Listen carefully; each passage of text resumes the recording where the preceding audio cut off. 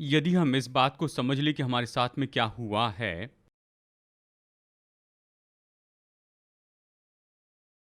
हमारे नए जन्म पाने के अनुभव से, तो हमारी ज़िंदगी बहुत बेहतर हो जाएगी। एक कारण है कि क्यों राज्य अपने नागरिकता की इतनी सुरक्षा करते हैं, क्योंकि ये उसके सौभाग्य के साथ में आती है। खास करके धनी देश अपनी नागरिकता की बहुत रक्षा करते हैं और वो लोग जो छोटे हैं, जानते हैं, यानी कम धनी हैं, ऐसे देशों से लोग तो अच्छे देश में जाना चाहते हैं और वो लेना चाहते हैं वहाँ का पीआर और फिर आखिरकार नागरिकता।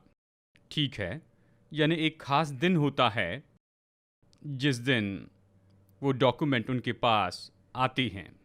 अभी आप नागरिक हैं हमारे इस देश के। ये उनके लिए सब कुछ बदल देता है। ठीक है, सब कुछ बदल जाता है, वो तो वही व्यक्ति हैं, उनके अंदर कोई बदलाव नहीं आया, लेकिन उनके लिए सब कुछ बदल गया है नागरिकता के उस एक डॉक्यूमेंट के कारण। और इसलिए खास करके ये यूएई के जो देश हैं, आप जब तक काम करना चाहे आज़ादी से कर सकते हैं और जितना चाहे उतना पैसा कमा सकते हैं, कोई टैक्स नहीं है। लेकिन वहाँ हमेशा नहीं रह सकते हैं। दुबई, जानते हैं, अगर आप वहाँ जाएं 30 साल आप काम करते हैं, 30 साल के बाद आपको वापस भेजते हैं और सामान्य रूप में लोग वहाँ से आते हैं, यहाँ के संपर्क में नहीं है, यानी सब कुछ है, वो घर भी बना लेते हैं, अब इस संसार से संबंध में नहीं है। ठीक है, 30 साल हो गए हैं। तो कुछ ऐसे भी देश हैं जो नागरिकता देते हैं। हर देश के अपने सौभाग्य हैं और नागरिकता उस तक पहुंच देती है। मैं सोचता हूं कि प्रभु ने गलती की है कि उसने हमें इस तरह परमेश्वर के राज्य की नागरिकता हमें दी है। ऐसा होना चाहिए कि उन्हें 20 साल के उद्धार का अनुभव होना चाहिए कि आप आवेदन करें और बहुत सी क्रियाओं में से होकर जाएं। और आखिरकार जब डॉक्यूमेंट आ जाते हैं तो आप उसकी कीमत जानते हैं। आपके लिए ये बस ऐसे ही आया है, जानते हैं। ओ यीशु, धन्यवाद, तू मेरे लिए मरा। छुक। और आपकी नागरिकता बदल जाती है। यह आसानी से मिले इसलिए हम उसका मूल्य नहीं जानते, जबकि हमने उसका इंतजार नहीं किया है। लेकिन क्या आप जानते हैं कि क्या हुआ है आपके साथ, जहां परमेश्वर ने आपको बदल दिया है, एक राज्य से निकालकर दूसरे में लाया है। कुलुसियो 1:12 और 13। पिता का धन्यवाद करते रहो जिसने हमें इस योग्य बनाया कि ज्योति में पवित्र लोगों के साथ मिरास में सहभागी हो। पिता का धन्यवाद करते रहो जिसने हमें इस योग्य बनाया है। ठीक है, अयोग्य घोषित किए जाते हैं वीसा के लिए अप्लाई करने पर। अयोग्य घोषित करते हैं, वीसा ही नहीं देते हैं। नागरिकता दूसरी बात है। लेकिन पिता ने आपको योग्य बनाया है कि ज्योति में पवित्र लोगों के साथ मिरास में सहभागी हो जाएं। अगला वचन, उसी ने हमें अंधकार के वश से छुड़ाकर हमें अपने प्रिय पुत्र के राज्य में प्रवेश कराया है। आपको लाया गया है अंधकार से ज्योति में। अभी आप नए राज्य के हैं और ये राज्य आपके साथ खड़े रहता है। अगर आप केवल ये जान ले कि आपकी नागरिकता बदल गई है, तो यह आपके लिए सब कुछ बदल देगा।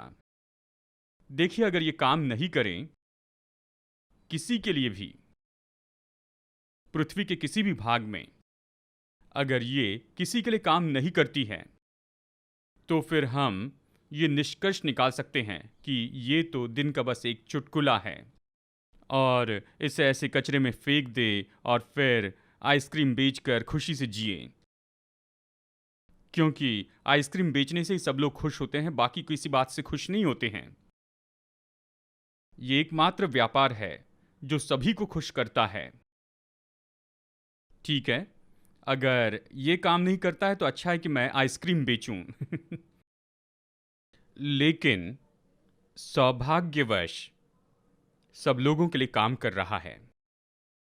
सौभाग्यवश वचन बहुत से लोगों के लिए काम कर रहा है।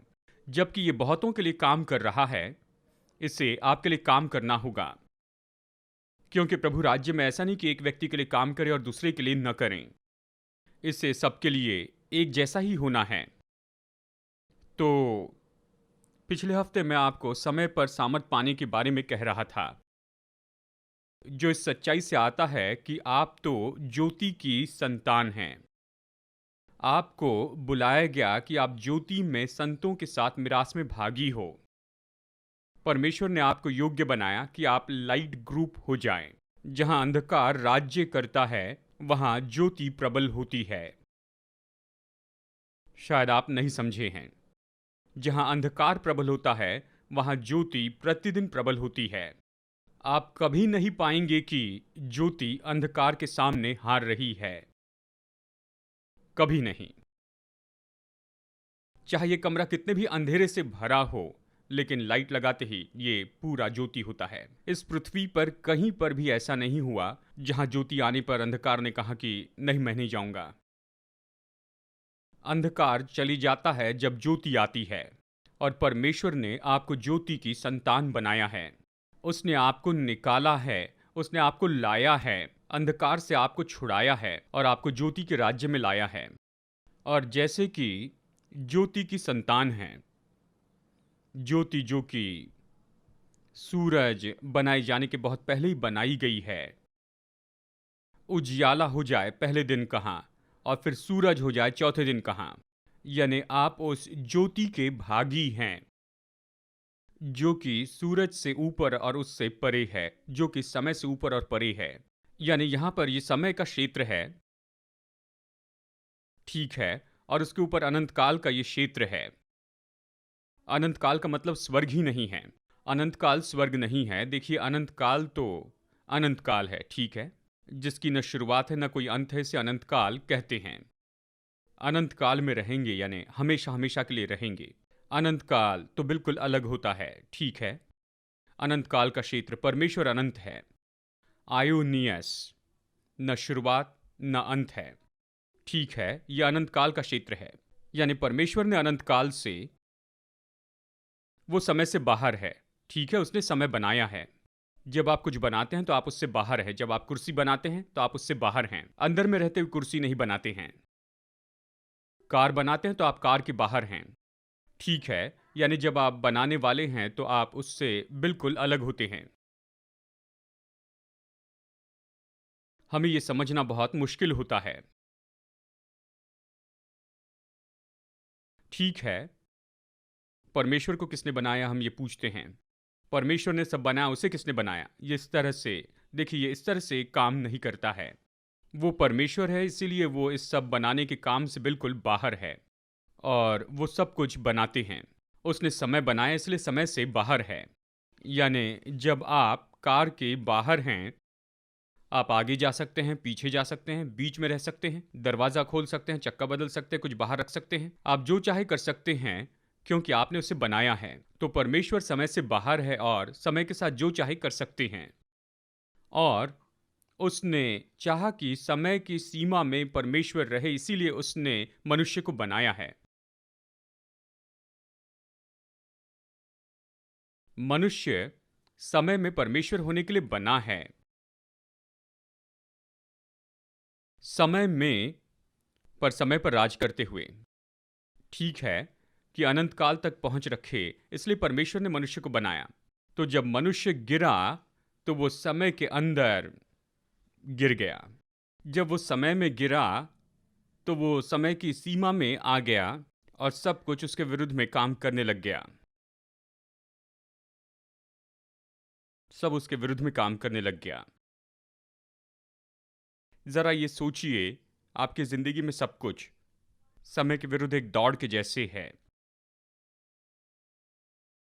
आप जानते हैं कि आपका व्यापार बढ़ेगा, लेकिन नहीं जानते कि कब।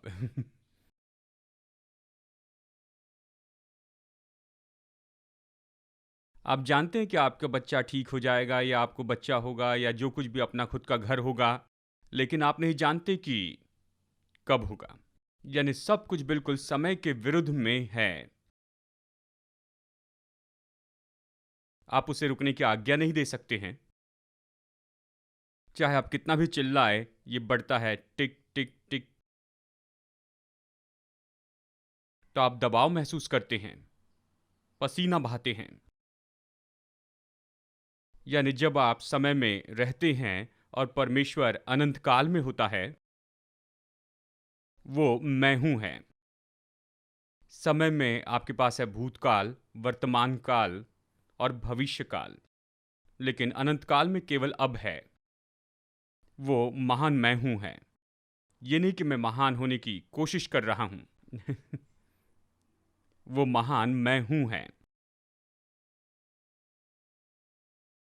वो, क्या आप मेरी बात समझ रहे हैं? वो महान मैं हूं है।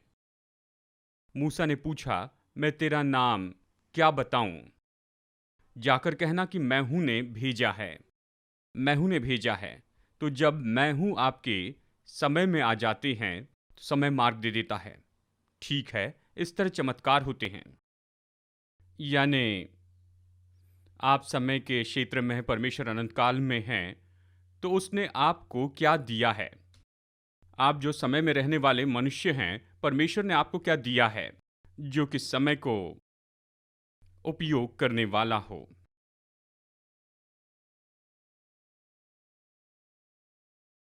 मैंने एक सवाल पूछा है,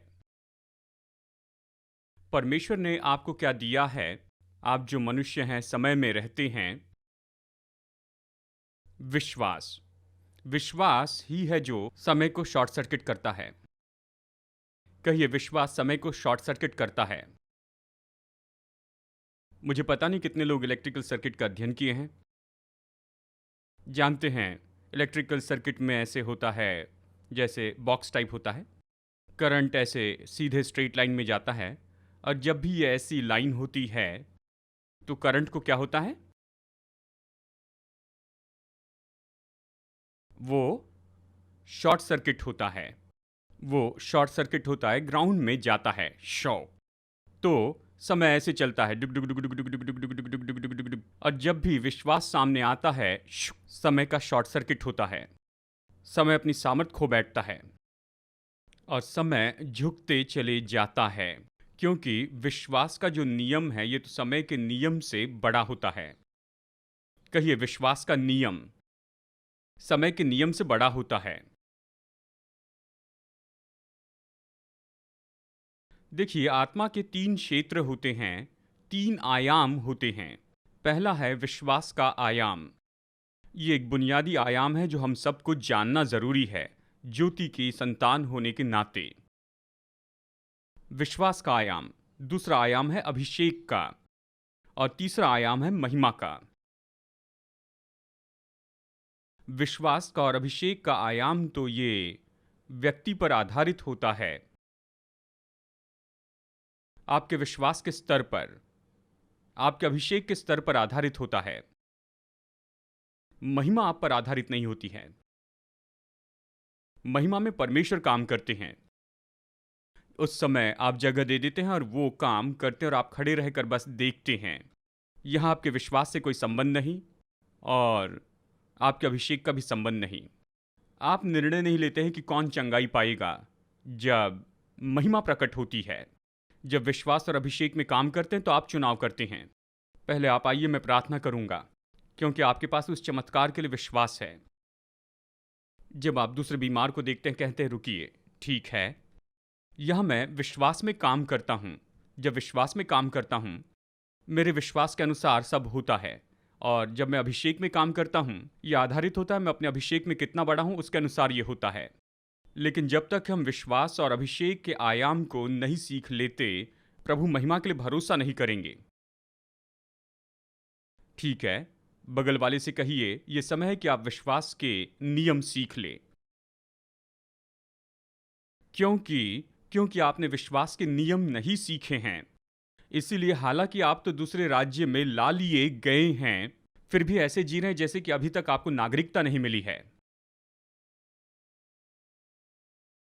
मैंने कुछ हफ्ते पहले आपको बताया है, शैतान परमेश्वर को आपको आशीष देने से रोक नहीं सकता है, लेकिन मैंने क्या कहा था? ठीक है। शैतान आपकी आंखों को अंधा कर सकता है। ठीक है, शैतान आपकी आंखों को अंधा कर सकता है। जब वो आपकी आंखें अंधी करता है, जानते हैं, ये उस व्यक्ति के जैसे हैं जो अपने फोन पर ही बातें कर रहा है और अपना फोन ढूंढते जा रहा है। कभी आपने किया है? अरे मैंने अपना फोन कहां पर रख दिया है? किसके फोन पर बात कर रहे हो? अरे ये तो मेरा ही फोन है। चश्मा पहनकर चश्मा ढूंढ रहे हैं। क्या आपने कभी ऐसा किया है? यानी अपना चश्मा पहनकर कहते हैं, क्या तुमने मेरा चश्मा देखा है? इस तरह। क्या चश्मा चाहिए? हाँ, मेरा चश्मा चाहिए। बहुत से विश्वासी ऐसे ही हैं। क्या तुमने मेरी आशीष देखी है? ये वहीं पर है। ये क्यों नहीं होती है? ये क्यों नहीं होती है? इफिसियो 4:17 के कारण। इफिसियो 4:17 ये कहता है, इसलिए मैं ये कहता हूं और प्रभु में आग्रह करता हूं कि जैसे, मतलब खबरदार करता हूं, तुम्हें चेतावनी देता हूं। पौलुस इफिसी की कलीसिया को चेतावनी देता है, कहता है, सुनो, ऐसी कुछ चीजें हैं जो तुम्हें परमेश्वर के जोए से अलग कर देती हैं। परमेश्वर ने आपको सब कुछ दिया है, जोए उमड़ रहा है, भरपूरी से सब है, लेकिन कुछ आपको अलग कर देता है, दूर कर देता है परमेश्वर के जीवन से, और आप जो चाहते उसे ले नहीं सकते हैं। और यही तो है, अपने मन की अनर्थ रीति पर न चले, जैसे अन्य जाति लोग करते हैं। देखिए, ये कहता है अपने मन की अनर्थ रीति पर। फिर दूसरी बात, क्योंकि उनकी बुद्धि अंधेरी हो गई है। कहिए, उसकी बुद्धि अंधेरी हो गई। पहला क्या है? मन की अनर्थ रीति, उनकी बुद्धि अंधेरी हो गई, और वो तो परमेश्वर के जोए से दूर कर दिए। इसके पीछे कारण क्या है? उस अज्ञानता के कारण जो उनमें है, ये उनकी मन की कठोरता यानी अज्ञानता के कारण है। मन की अनर्थ रीति और बुद्धि अंधेरी हो गई है, यानी जानते हैं ये, यानी उनमें अज्ञानता है और मन का अंधापन है। और इन सभी चारों के परिणाम में आप परमेश्वर के जीवन से अलग हो जाते हैं। इसलिए आपका मन, आपकी समझ इतनी महत्वपूर्ण है। आपको यह समझना है कि आपके साथ में क्या हुआ है। यह बहुत महत्वपूर्ण है आपके जीवन की उत्तमता के लिए। सच में, अगर आप अपनी बीमारी के बारे में बिल्कुल नहीं जानते हैं, तो यह बीमारी आपको छू नहीं सकती है।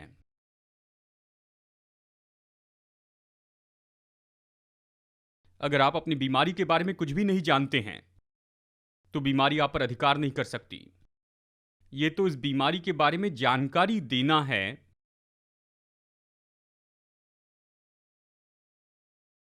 गूगली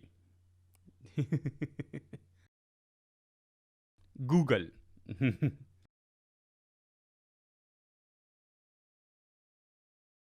ये आपको आपकी गरीबी के बारे में पढ़ाती है। मेरी इंडस्ट्री लो है इस सीजन में, और इसे जानकर ही आप लो होते जा रहे हैं।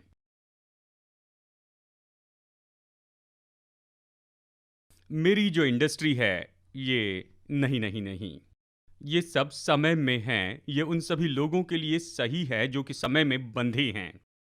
समय में बंधे हो तो ये सब होने का इंतजार करना पड़ता है। आपके पास कैलेंडर होना चाहिए जो कहता है अच्छा दिन है।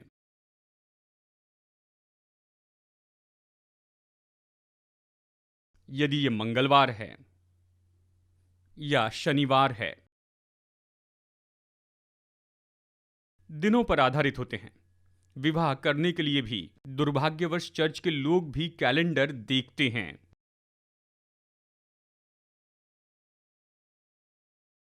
अच्छा दिन,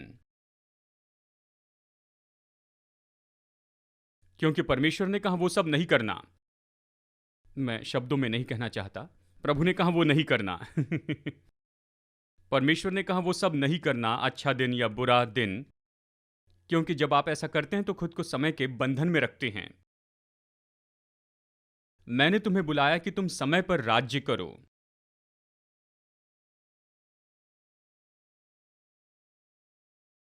जब आप समय के नीचे होते हैं, फिर वो कहते हैं 52 साल की उम्र तक ये दुख रहेगा, परेशानी रहेगी, मुश्किलें रहेगी और तकलीफें रहेंगी।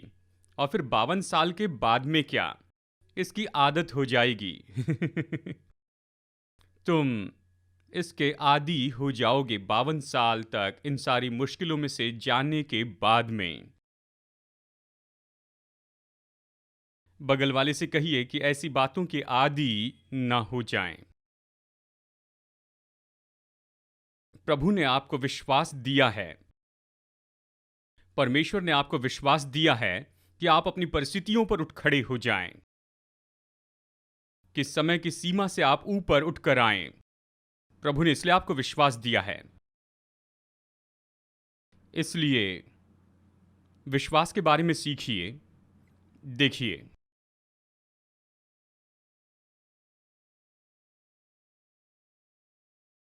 विश्वास कैसे काम करता है? विश्वास समय को शॉर्ट सर्किट करता है। ये कैसे काम करता है? ठीक है, यानी ये आशा की हुई वस्तुओं का निश्चय है। आपकी प्रार्थना की सूची, ठीक है, वो सारी सूची कि आपको ये चाहिए, वो चाहिए, ये सब कुछ है। आप कुछ चीज़ों के लिए आशा कर रहे हैं, मुझे बताइए। घर, विवाह या फिर प्रमोशन, हाँ, चंगाई और छुटकारा, हाँ, अपना व्यापार शुरू करना, हॉस्टल, जानते हैं, जानते हैं, ऐसी चीज़ें जिसकी आशा कर रहे हैं। हाँ जी, वज़न कम करना, ठीक है, आशा की हुई वस्तुएं, यानी आशा की हैं। कहिए आशा की हुई वस्तुएं। ये आशा की हुई वस्तुएं, इसके कुछ सबूत होंगे जब ये प्रकट होंगी, जानते हैं। हाँ, मैं कुछ सबूत पा रहा हूँ, कुछ हलचल चल रही है। ठीक है, तो इसके सबूत होते हैं, और जब ये सबूत बढ़ते जाते हैं तो ये वस्तु उत्पन्न करता है। जब सबूत बढ़ते चली जाते हैं, यानी जानते हैं, जिन चीज़ों की आपने अपेक्षा की वो तो वास्तविकता में आने लगते हैं, ये तो भौतिक रूप पाने लग जाते हैं। ठीक है, तो कहिए वस्तु और सबूत।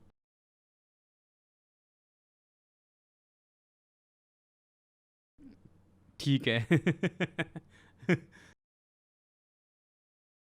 सब लोग एक साथ कहिए। अब विश्वास है। और जो लोग नहीं जानते हैं, यह है इब्रानियों 11:1, ठीक है। इब्रानियों 11:1 कहता है, सो अब विश्वास है। विश्वास हमेशा वर्तमान में है।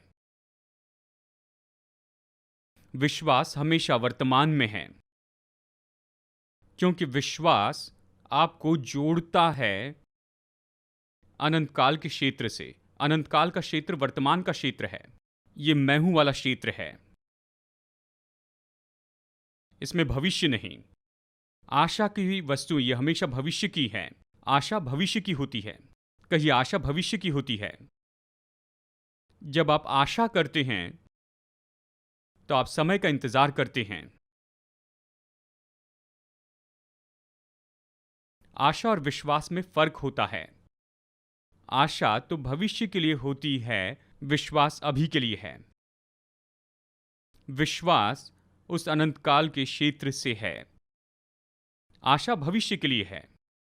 तो अब विश्वास है, अब विश्वास है आशा की हुई वस्तुओं का निश्चय और अनदेखी वस्तुओं का प्रमाण। विश्वास आपको कोई पदार्थ नहीं देता है, विश्वास आपको सबूत नहीं देता है, विश्वास ही है वो वस्तु और वो सबूत। अब विश्वास है वो वस्तु, किसी से कहिए विश्वास एक वस्तु और सबूत है। क्योंकि विश्वास के पास देखने के लिए आंखें हैं, विश्वास के पास सुनने के कान हैं दूसरे क्षेत्र से। विश्वास नई सृष्टि की सामान्य समझ है। विश्वास नई सृष्टि की सामान्य समझ है।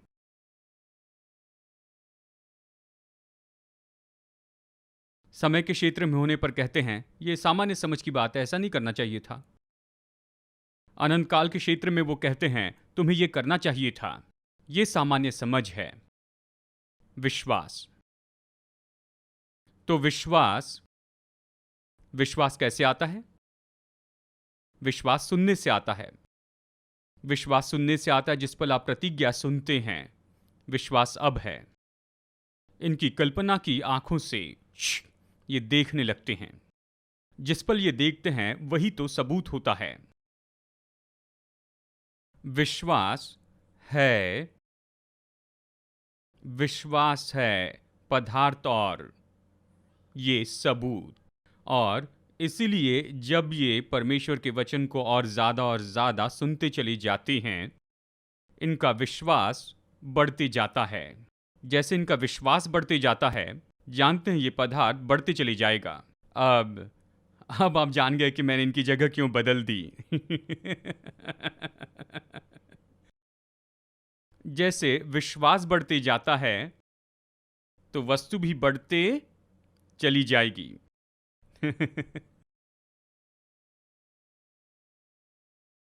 और धीरे धीरे जिन वस्तु की आपने अपेक्षा की है, आशा की है, वो भी बढ़ती चली जाएगी। तो अब जैसे विश्वास बढ़ते जाता है, ये आपस में जुड़े हैं। जैसे विश्वास बढ़ते जाता है, ये सबूत को खींचते जाता है और फिर ये भी आ जाते हैं इस तरह से। अब सब इसे देख सकते हैं। विश्वास ने अपना काम पूरा कर दिया है। लेकिन विश्वास, सच में विश्वास आनंद मनाता है जब ये यहां पर इस जगह होते हैं। क्योंकि विश्वास अब में है। जब आशा करते हैं तो आनंद नहीं मना सकते हैं, बस राह देखना है। लेकिन कैसे अब्राहम विश्वास में बलवान हुआ? क्योंकि उसने महिमा दी, वो आनंद मनाने लगा। विश्वास अब में है। क्या आप मेरी बात समझ रहे हैं? विश्वास ऐसे काम करता है। देखिए, इसी तरह से डर भी काम करता है। आप कुछ सुनते हैं और आप आशा करते हैं कि डॉक्टर की रिपोर्ट आएगी। वो कहते हैं 6 महीने। डॉक्टर की रिपोर्ट पर विश्वास करेंगे तो 3 महीने में ये प्रकट होगा। 6 महीने तक की जिंदगी थी, बस 1 महीने में चले गए। कैसे चले गए? डॉक्टर की रिपोर्ट पर आशा रखी थी। देखिए, आप जिसे भी भोजन देते हैं, यानी physics lesson 2, lower third joint होती हैं, ठीक है। क्या आपने मैग्नेटाइजेशन की क्रिया के बारे में सुना है? मैग्नेटाइजेशन सुना है, हाँ, ठीक है। मैग्नेटाइजेशन क्या होता है?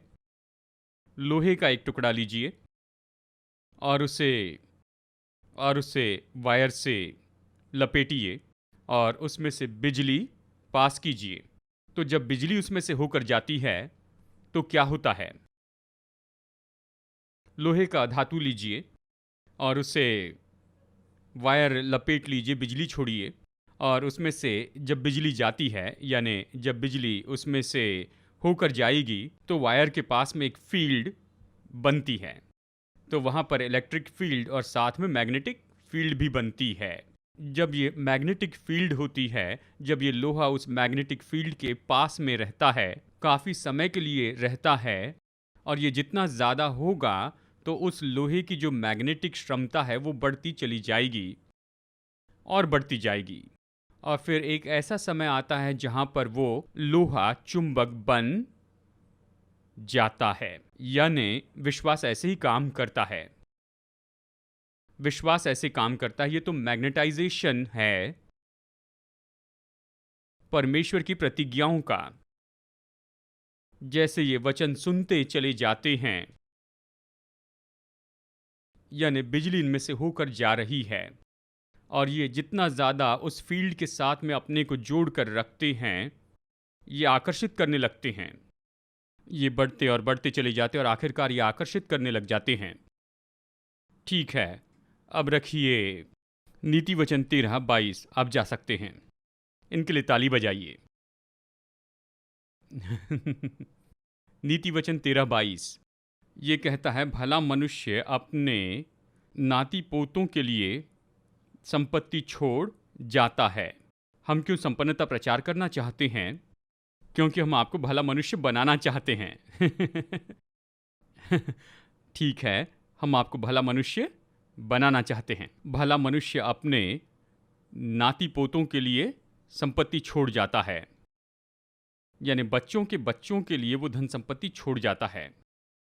भला मनुष्य, अच्छा मनुष्य। कितने भला मनुष्य होना चाहते हैं? ठीक है, वो नाती पोतों के लिए संपत्ति छोड़ जाता है, और फिर परंतु पापी की संपत्ति धर्मी के लिए रखी जाती है। चलिए एम्पलीफाइड से देखते हैं। भला मनुष्य अपनी संपत्ति छोड़ जाता है, नैतिक स्थिरता और भलाई की, नाती पोतों के लिए, और पापी का धन अपने आप अपने रास्ते से निकलकर धर्मी जन के हाथ में पहुंच जाता है, जिसके लिए ये रखा गया है। मुझे गौर से सुनिए। जब परमेश्वर ने अब्राहम को बुलाया और कहा कि मैं दूध और मधु की धारा का देश तुम्हें दूंगा, मैं तुम्हें आशीष दूंगा, ये करूंगा, ये और वो करूंगा। इस्राएली उस देश में जाने के कितने साल पहले कहा था?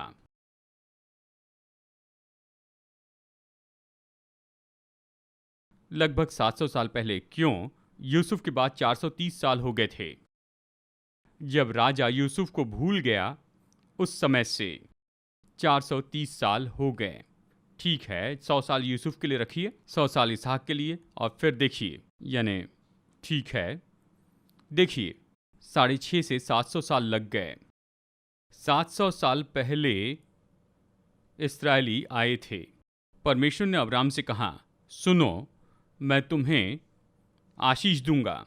जिस पल उसने ये कहा, जानते हैं ये प्रतिज्ञा कैसे उन दानवों तक पहुंच गई कि दानव वहां पर पहाड़ पर जाकर सब बनाने लगे। तो ये दानव बड़े बड़े पत्थर लेकर सब कुछ बनाने लग गए। स्वाभाविक रूप में ऐसे दिख रहा था कि वो तो बस आगे बढ़कर जो भी करना चाहिए था उसे खुद कर रहे हैं।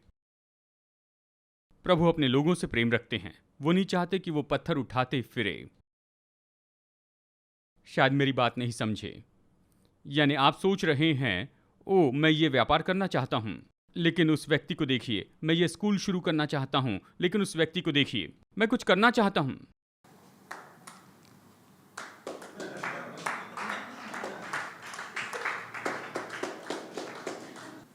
पापी का धन जो है अपने आप अपने रास्ते से निकलकर, यानी कि आप जानते हैं निकल रहा है।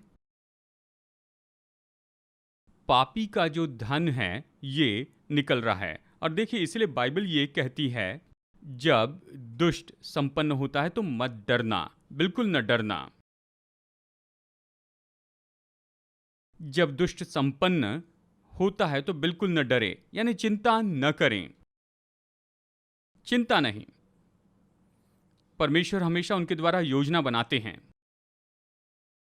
वो हामान को बुलाता और कहता है, तुम्हें क्या लगता है कि राजा जिसका आदर करे वो कैसे करे?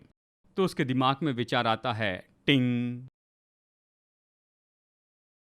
वो तुम्हारे वस्त्र पहने और वो, यानी उसके पास तुम्हारी अंगूठी हो, उसके पास में तुम्हारा घोड़ा भी हो।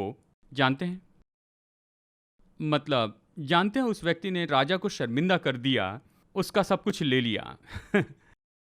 और कहता है, केवल इतना ही नहीं, लेकिन ये सब कुछ करने के बाद जिस मनुष्य का राजा आदर करें वो आगे जाए, जो राजकुमार है वो आगे जाए और चिल्लाता रहे। किसी की ओर देखकर कहिए, परमेश्वर हमेशा अपनी संतानों के लिए योजना बनाकर काम करने के लिए उनका उपयोग करते हैं। शायद आप सोच रहे होंगे, यानी क्या हो रहा है उसे जाने बिना ही, कहिए बिना ही, डरिए नहीं, कहिए डरिए नहीं।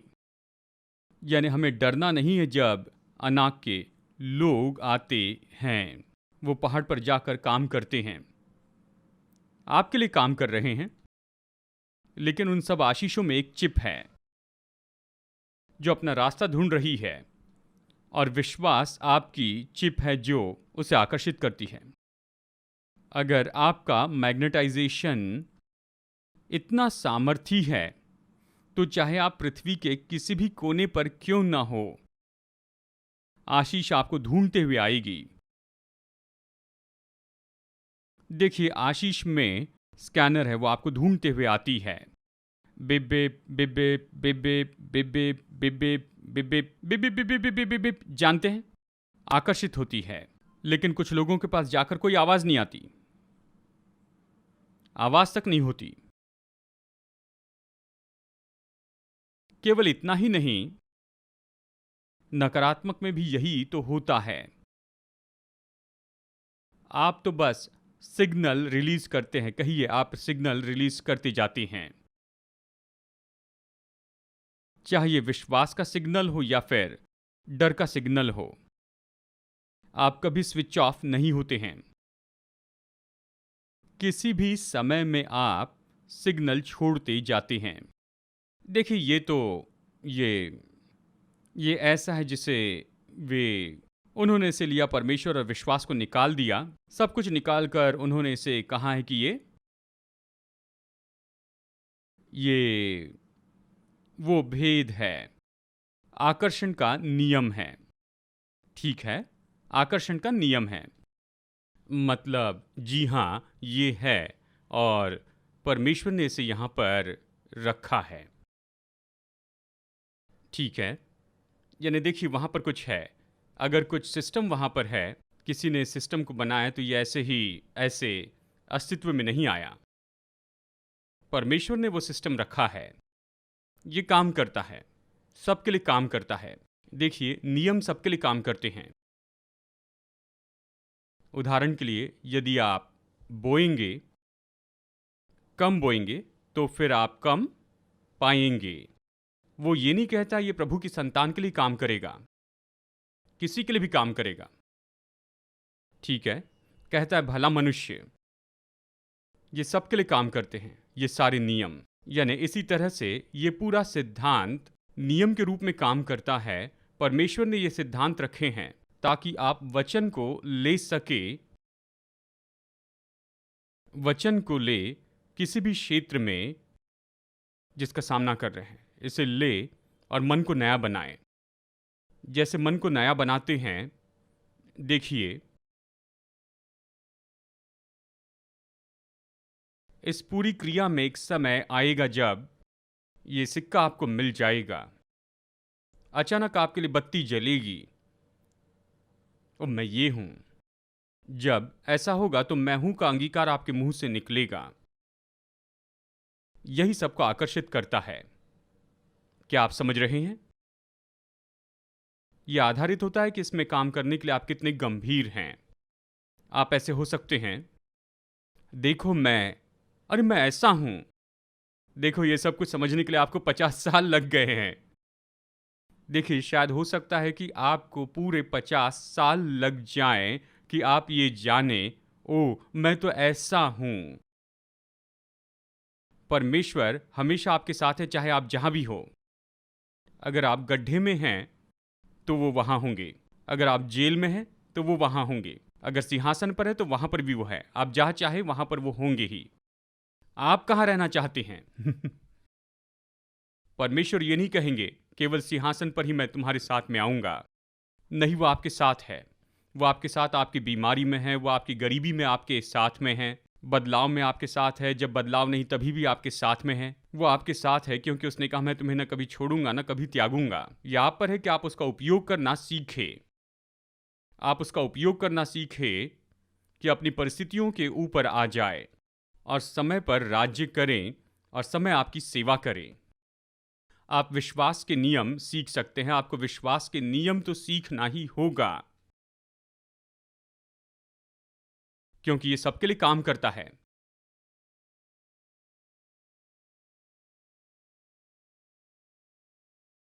देखिए, यीशु आए लाजर की कब्र के पास, ठीक है? तो मरियम, उसने आकर कहा कि आप बिल्कुल दूसरे पास्टर के जैसे ही हो, आप कभी समय पर नहीं आते हैं, ठीक है? अगर केवल प्रभु आप आते 4 दिन पहले, अगर केवल आप समय पर आते मेरे प्रभु, वो समय में थी, तो उसके लिए ये समय की बात थी। ओ यीशु अगर 4 दिन पहले आ जाते, तो यीशु कहते हैं नहीं नहीं, ये फिर से जी उठेगा। उसने कहा हाँ हाँ मैं जानती हूं, ये आखिरी दिन जी उठेगा। फिर से वो समय के इंतजार में है। आप समझ रहे हैं ना? उसने कहा अगर आप पहले आते प्रभु, समय पर आधारित, ओ हाँ मैं जानती हूं ये अंतिम दिन जी उठेगा। तो यीशु ने ये नहीं कहा मैं इसे फिर से जीवित करूंगा, मैं ये कोशिश करूंगा। नहीं, उसने कहा पुनरुत्थान तो मैं ही हूं। जब मैं हूं इसमें आ जाता है तो ये सारे समय की बात का कोई अर्थ नहीं रहता। इसलिए आप कभी नहीं पाएंगे कि यीशु मसीह तनाव में थे, क्योंकि वो समय में नहीं हैं। तो वो जाते हैं। इसका मतलब ये नहीं कि आप देरी से आए, ठीक है?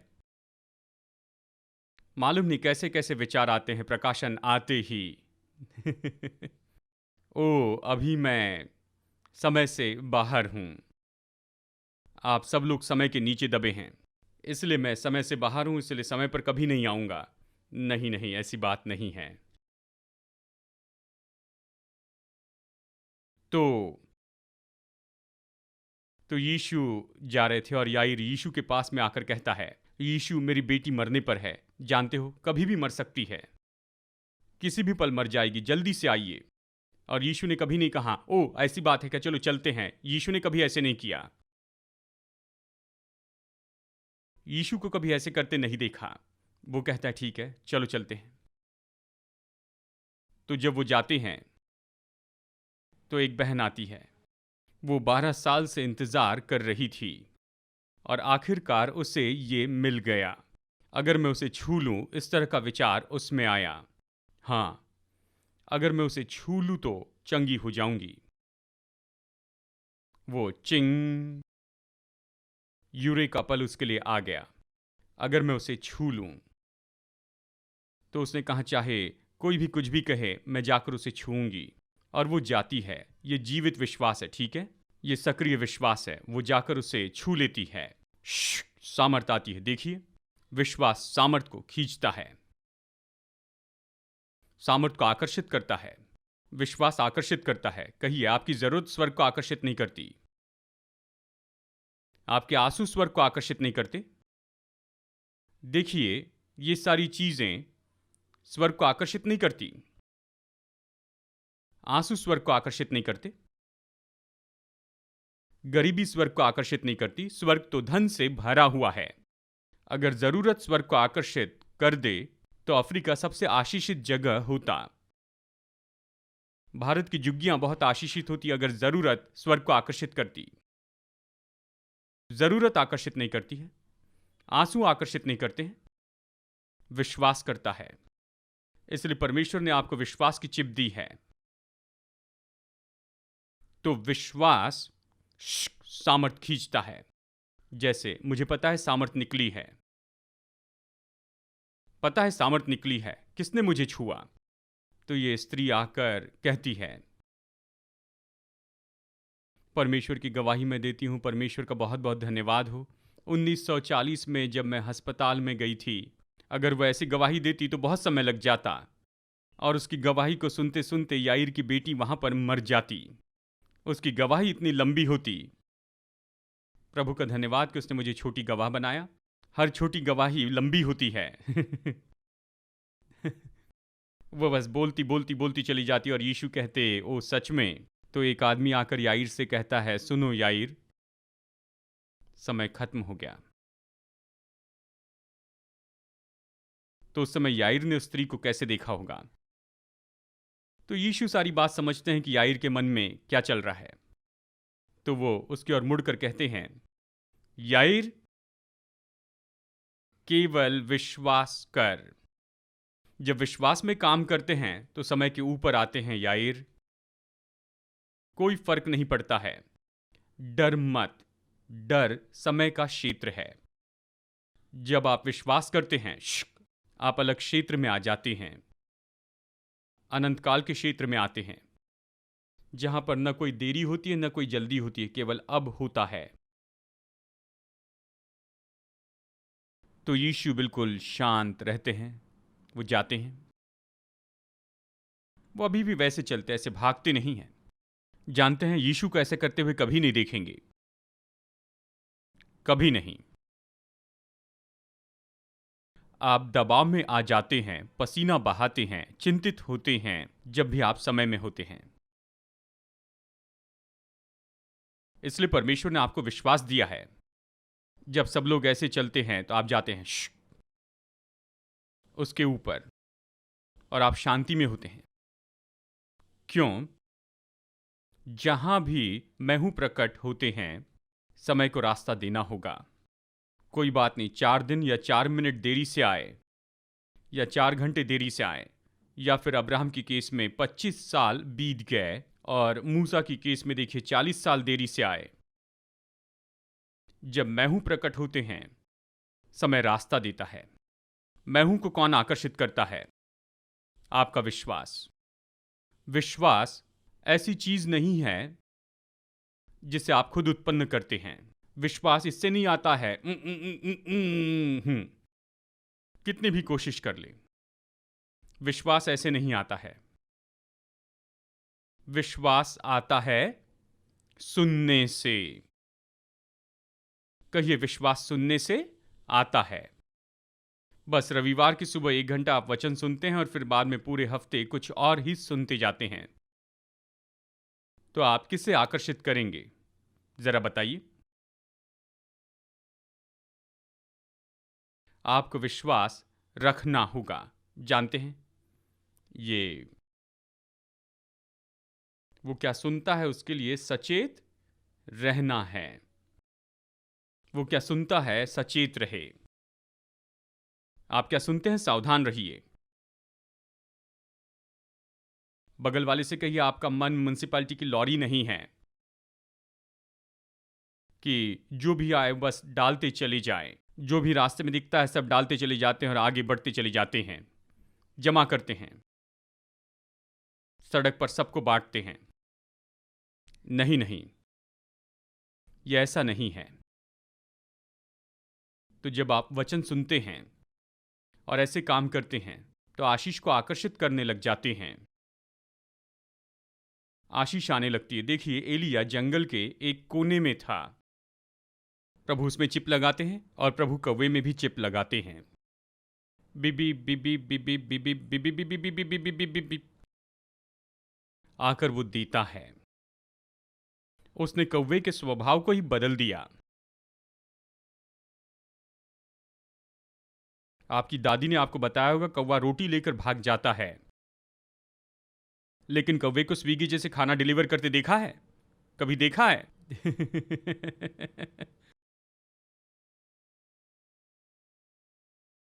हाँ, उसे 5 स्टार मिले। हाँ, कौवे का स्वभाव ही बदल गया जब आप विश्वास में काम करेंगे। रातों रात दुष्ट का धन दे दिया गया इस्राएली लोगों को। 400 साल तक कुछ भी नहीं मिला था विश्वास से। यह विश्वास कैसे काम करता है? इब्रानियों 6 में, पर हम बहुत चाहते हैं कि तुम में से हर एक जन अंत तक पूरी आशा के लिए ऐसा ही प्रयत्न करता रहे। इसे क्या कहते हैं? पूरी आशा के लिए यह विश्वास है, ठीक है? अंत तक ये कहता है, ताकि तुम आलसी न हो, वरन उनका अनुकरण करो जो विश्वास और धीरज के द्वारा प्रतिज्ञाओं के वारिस होते हैं।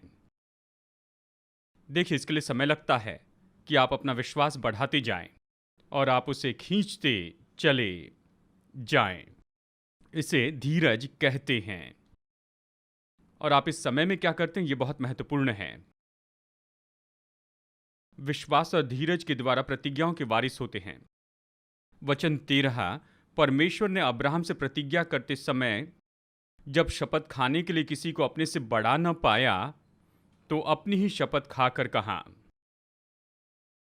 ठीक है, जब भी कोई मतभेद होता है, दो लोग कुछ कहते हैं और आप विश्वास नहीं कर पाते, तो आप कहते हैं प्रॉमिस, हाँ हाँ जरूर। फिर भी उसकी आंखों पर भरोसा नहीं होता है। फिर आप कहते हैं सुनो, मां की कसम खाता हूं। फिर भी आप खुश नहीं। जैसे वो कसम भी काफी नहीं है। फिर भी आप देखते हैं और फिर वो अपने हाथ को और ऊंचा उठाते हैं। गॉड प्रॉमिस, अब मैं इससे बढ़कर और कुछ नहीं कर सकता हूं। मुझे पता नहीं लोग ऐसा क्यों करते हैं। मतलब अगर झूठ बोलूं तो ये इस तरह से होगा शायद।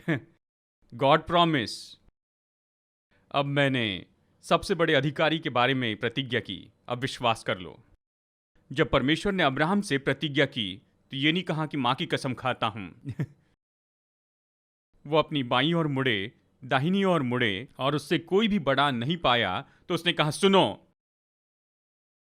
मैं अपनी शपथ खाता हूं, मैं अपनी शपथ खाता हूं। ऐसा उसने क्यों किया? देखिए, यहां पर यह कहता है, मैं सचमुच तुझे बहुत आशीष दूंगा और तेरी संतान को बढ़ाता जाऊंगा। और इस रीति से उसने धीरज धरकर प्रतिज्ञा की हुई बात प्राप्त की। मनुष्य तो अपने से किसी बड़े की शपथ खाया करते हैं और उनके हर एक वाद विवाद का फैसला शपथ से पक्का होता है।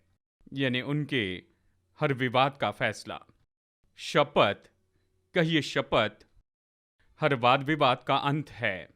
देखिए, जब आप कोई बिजनेस डील करते हैं और उसमें बहुत कुछ होता है, तो आप लिख लेते हैं स्टैम्प पेपर पर, ठीक है, और फिर दस्तखत करते हैं।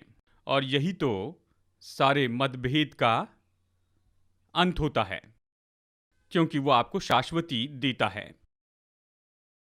अब हमारी परंपरा में वर्तमान में हम ऐसा करते हैं। यदि कोई पुराने अफ्रीकन गांव में जाएं, वो दस्तखत नहीं करते हैं, तो क्या करते हैं?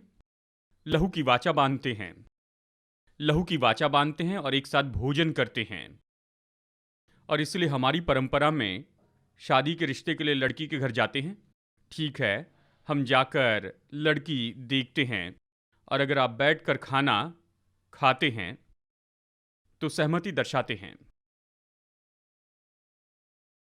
तो केवल जाकर खाइए मत, वो भोजन दे रहे हैं इसलिए खाकर मत आइए, डील पर साइन हो जाएगी, ठीक है। यानी जानते हैं। तो वो कहते हैं चलो पक्का हो गया। क्या हो गया? पक्का हो गया, कंफर्म हो गया। कब? जब आपने भोजन किया, जब आपने खाया। इसे वाचा का भोज कहते हैं। इसे शपथ का भोजन कहते हैं। तो जब याकूब और लाबान समस्या में आए तो उन्होंने वाचा का भोज किया। जब परमेश्वर ने सिनै पर व्यवस्था दी तो उन्होंने भोजन किया। और जब परमेश्वर ने, यानी 3 लोग अब्राहम के घर में आए थे, तब वो बूढ़ा हो गया था और उसने कहा, सुनो, वो भोज लेकर आता है और वो खाते हैं। कल्पना कीजिए, परमेश्वर अब्राहम के स्तर पर नीचे आते हैं और अब्राहम की भाषा बोलते हैं, उसे शाश्वती देते हैं, सुनो, ये पक्का हो गया है, ये डील पक्की हो गई है। वो भोजन करने के बाद कहते अगले साल बेटा होगा, और सारा हंसती है। तुम क्यों हंस रही हो सारा? नहीं, मैं नहीं हंसी। हाँ, तुम हंसी हो। कुछ भी हो, तुम्हें संतान होगी, मैंने भोजन पूरा किया है।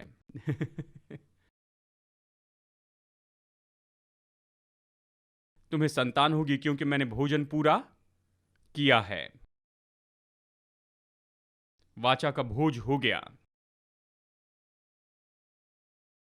अगले वचन में यह कहता है, ठीक है,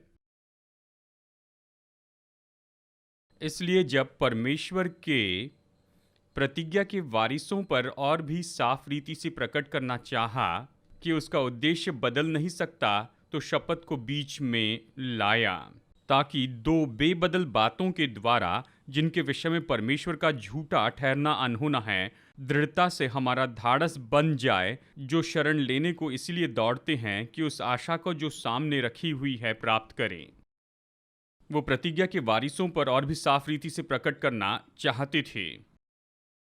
ये संभव नहीं हो सकता था, पर वो दिखाना चाहते थे और कहा कि हाँ सुनो, ये तो काम करेगा ही, और शपथ के द्वारा उसे पक्का किया।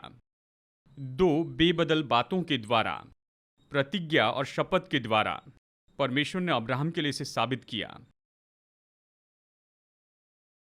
प्रतिज्ञा और शपथ के द्वारा इस पर दस्तखत हो गए, ये पूरा हुआ, डील पर दस्तखत हुई, सब पक्का हुआ। और यही कारण है कि हम प्रभु भोज में जुड़ते हैं, क्योंकि ये वाचा का भोज है। दुर्भाग्यवश ये एक छोटा सा वेफर है और दाखरस है, पता नहीं कहाँ चला गया है। ये पूरा भोज होना चाहिए, ठीक है, पूरा भोज, जहां प्रभु की विश्वास योग्यता का उत्सव मनाते हैं, प्रभु का उत्सव मनाते हैं। परमेश्वर आपका धन्यवाद। वह भी आपके साथ भोज में जुड़ नहीं रहे हैं, वो आपके लिए भोज बन गए हैं। वो भोज बन गए हैं, मेरे प्रभु।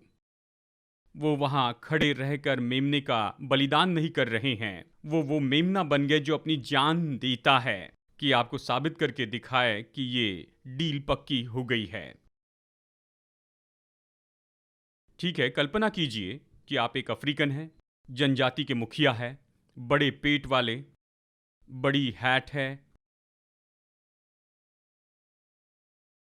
और दूसरा व्यक्ति है जो आते हैं कि डील पक्की करें, और आप एक मेमना लेते हैं, दोनों उसको मारने वाले होते हैं, और दूसरे चीफ कहते हैं रुकिए 1 मिनट, मेमने को दूर करते हैं, और आपकी आंखों के सामने वो खुद मेमना बन जाते हैं और अपनी जान देते हैं कि आपको ये बताएं कि वो इस डील में जुड़े हैं।